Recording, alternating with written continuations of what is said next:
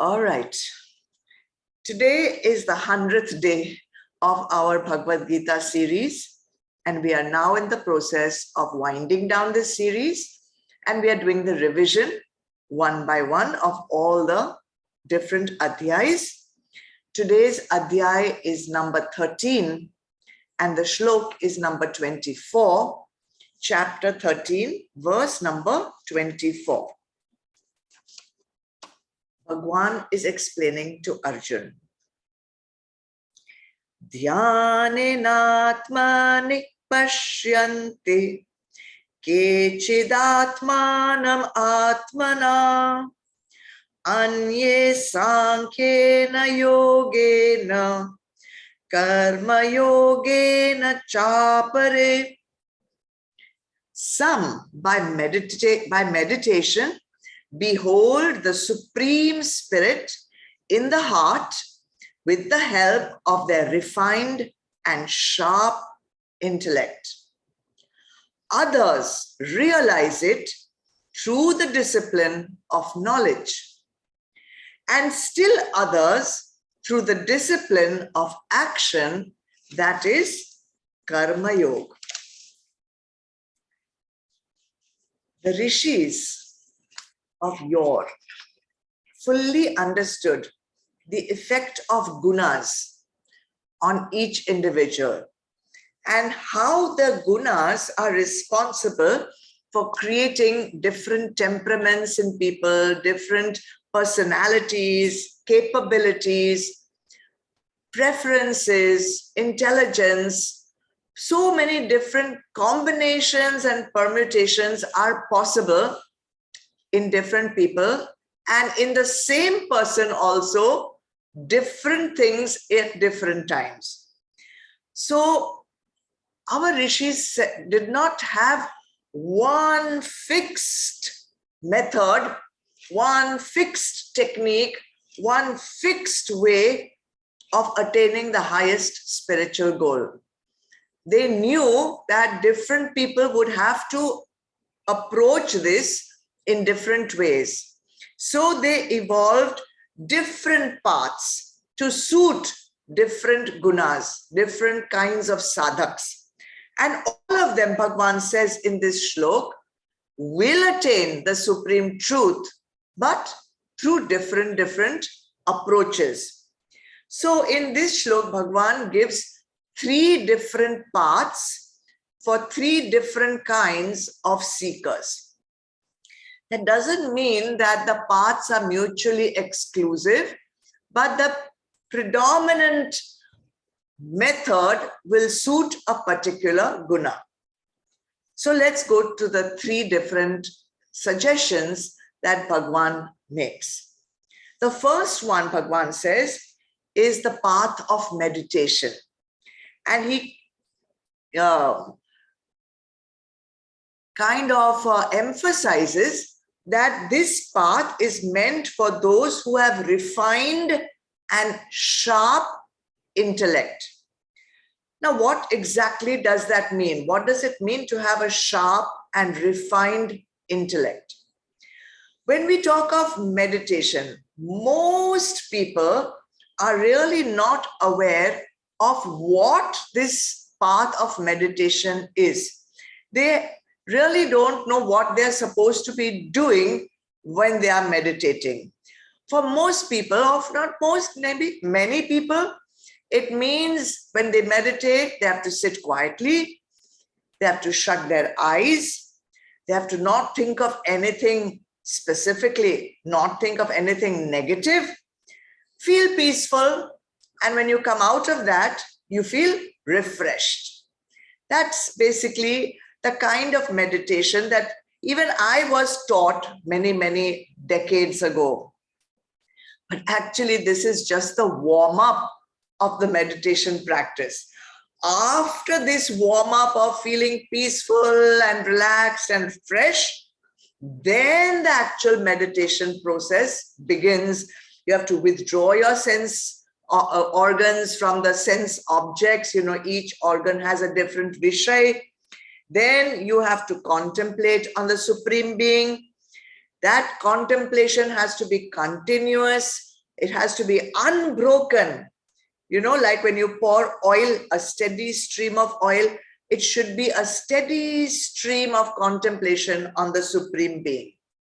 Now, if you don't want that stream of meditation to be broken or interrupted, then the antakaran has to be completely cleansed, 100% sattvic, completely cleansed. So no avguns, no judgments, no kam, krodh, lobh, moh, mad, matsarya, all traces of all that gone. No confusion of the path, no confusion and doubt of the knowledge. When all that is removed, then only you will have that steady stream of contemplation, right? So this is a big training that you would have to do before you use this path of meditation. And also worth thinking about it, that if you have to contemplate on the Supreme Being, then you should be very clear in your mind of what the Supreme Being is. If you have not a clear concept of what that Supreme Being is, then how would you contemplate on it? Because Bhagwan has said, meditation, behold the Supreme Spirit in the heart.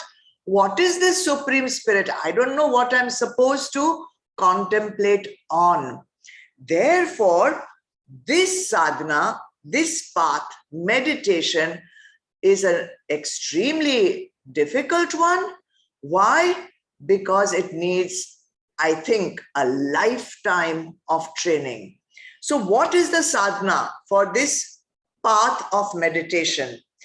It's an 8-step sadhana, and it needs to be taken step by step. Step number 1 is yama.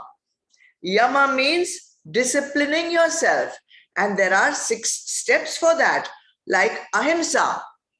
Ahimsa means not causing harm, hurt to anyone. Satya, to be always truthful, but in a pleasant way. So first and foremost, the first 2 steps only of yama go to the triple filter test. Now, if you have not mastered the triple filter test, you will not qualify here. So the very first step would be a no for doing this path of meditation. So then, no stealing, brahmacharya, aparigraha, not hoarding your things which you own. Then second step will come niyama, where you will have to do shauch, santosh, be santosh, do tapasya, swadhyay, so many things, surrender to the higher. That's the second step. So now, the fact that to stay in a continuous stream of meditation, you have to first do this training, yama and niyama. Only after that, you can go to asana, pranayam, pratyahar, dharana, dhyan, samadhi. Only then. So people are in a hurry to do meditation without preparing their body, without preparing their breath, without preparing their mind. So therefore, this path should be taken at an advanced stage. So let's go to the second path that Bhagwan recommends, discipline of knowledge, Sankhya. So for those who have not yet finished doing all these yama, niyama, and all these purification processes, they will have to do more training. And for that, they will have to understand, because they have to contemplate on the Supreme Being. So what is this Supreme Being? For that, they will have to understand what is kshetra, what is kshetragnya, what is purush, what is prakriti, what is sat, what is asat. All this knowledge they will have to collect. From where? From satsang. So for the discipline of knowledge takes you through the path of satsang, where you go and you listen, shravan, you do contemplation, manan, and finally the guru will take you through nididhyasan. So when all this is practiced, trained, mastered, then you go to the path of meditation. So meditation is there, but before that, you have to go through the discipline of Sankhya, knowledge, through satsang, shravan, manan, nididhyasan. There is still one more path Bhagwan is recommending, and that is the path of action, the discipline of action or karma yoga. Now, for some sadhaks, it is very natural that all this intellectualization of kshetra, kshetrajna, purush, and prakriti, and sat and asat is not very conducive for them. It's not very enjoyable. They cannot grasp all this stuff. So they find it very difficult. And sometimes I speak for very long, they cannot bear it. They will tune off. They will simply stop listening, or their mind will wander off somewhere else. So this is natural. It's okay. In the beginning, this is what happens to all of us, including me. So for that kind of person, the rishis have recommended the discipline of action, the discipline of selfless service or karma yoga. So when the sadhak performs karma yoga, selfless action, then what happens? All the existing vasanas which are there from lifetimes, which are actually causing vikshep in the mind, they get slowly exhausted. All the avguns also slowly they get diminished, and then agitations of the mind go down, decrease. And when that decrease of agitation happens, they are easily able to absorb the teachings that are taught in the satsang, what they listen in the shravan, then they will be able to do manan and nididhyasan. So that is where the journey starts. It starts with the discipline of action, it goes on to the discipline of knowledge, and then finally it goes into the discipline of meditation. And that is such a beautifully scientific, logical, rational way that Bhagwan has planned our journey. So in this path of action, you do your swadharma, you do it without karta bhav, you do it without bhokta bhav, you dedicate all the actions to the Supreme Being, and slowly you become free of all the vikshep, and you will be able to understand. Remember, all these three paths are leading to the supreme goal. So this is the wonderful journey that Bhagwan has planned for us, and we should go on it soon. More on this on Monday.